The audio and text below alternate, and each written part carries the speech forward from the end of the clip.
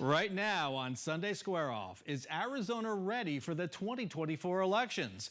I'll ask the state's top elections officer, Adrian, how artificial intelligence could mess with voters and whether he's prepared for what might happen after the November vote. Also on today's show, why Kari Lake could be fighting a defamation lawsuit in court while she campaigns for the U.S. Senate. Our political insiders give us their top takeaways from Democratic Governor Katie Hobbs' State of the State speech. What can Hobbs get done in 2024? And former Republican candidate for governor Karen Taylor Robson showed up on the House floor during Hobbs' speech. Was KTR warming up for a 2026 rerun? Governor Katie Hobbs delivered a 4,500-word speech about her priorities for the state this year, an election year with Arizona in the national spotlight. Not one of those words on Monday in the speech was elections or voting. Arizona's Secretary of State Adrian has a lot of thoughts about our elections. He's overseeing his first statewide election this year. Welcome back to Square Off. Thanks for having me again. Don't want to put you on the spot, but I mentioned what the governor's speech, State of the State speech, because I got a lot of comments and calls that elections weren't in it. If you were giving that speech, what would you have said about elections in 2024 and what we need to be mindful of? Well, it's not what I would have said, it's what I have been saying and will continue to say. We are working on not just securing our elections, but making sure the folks who actually run our elections are well-trained, well-resourced, and have sort of that communication infrastructure around them to support that activity that happens at our 15 counties, because that's really where the action is for our elections. And a quick civics lesson here for folks. We call you the state's top elections officer. What are you responsible for, and what are the counties responsible for? Well, imagine that elections in Arizona are like a major sports league, right? I'm the commissioner. We set forth the rules, we qualify folks, we check the equipment to make sure everything's good to go, and it's the counties out there, our 15 teams. They're the ones that take care of the ballots, a lot of the candidate stuff. They take care of the polling places, training poll workers. Almost all of the election activities in administering the elections happen at the counties. We regulate those activities. We are engaged in some campaign finance stuff. We take in a lot of the petitions for initiatives, for example, and then distribute them out to the counties. So we handle a lot of the statewide stuff, but the vast majority of the actual work of elections happens at our counties. What are we going to see in election enforcement, just in the way elections are carried out this year, that reflect the lessons learned in 2020 and 2022 and the reality of what's been going on with election workers and administrators? Well, first and foremost, from myself and from my office, you're going to see a much more assertive attitude against folks who are lying about elections, right? Because what they're doing is creating mistrust between regular citizens where there shouldn't be any. None of the allegations about fraud, none of the big lie has been proven true. So my office is going to take a much more assertive attitude against folks, whether they are elected officials or not. When they do lie, we're going to be calling it out. Second, we're going to be enhancing, as we have, a lot of the training for elections officials to make sure that a lot of the new people that have come on board because of the losses that we've had have the training that they need. We've got a fellowship program where we're going to be engaging some of the counties and providing some students to help with some of those jobs, and we're going to be innovating as far as communication is concerned, a lot more consultation with our Native American tribes, a lot more work with traditionally underserved communities.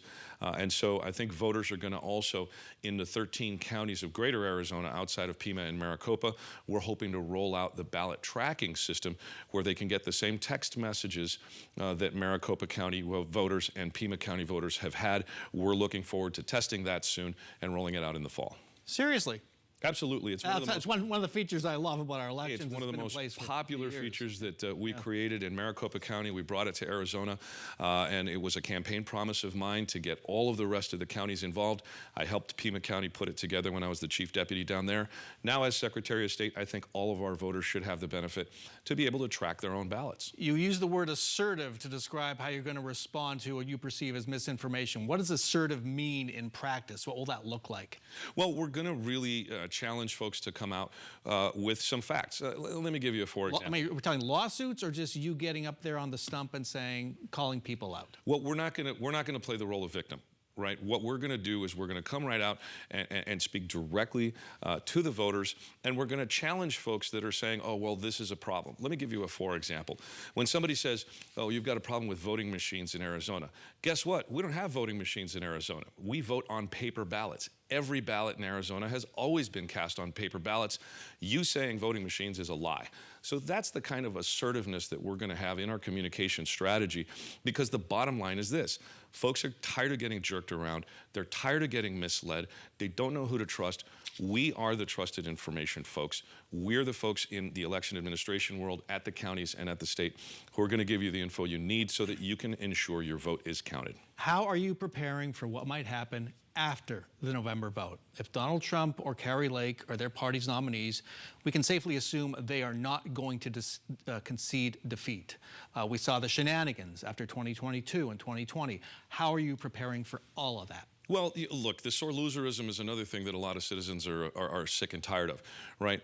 Folks who are invested in Arizona understand that we have run good elections all along.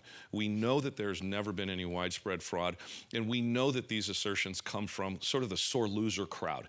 And it doesn't matter what side of the aisle they're on. We're going to back up our election officials in each of our 15 counties, who are the folks that actually run our elections.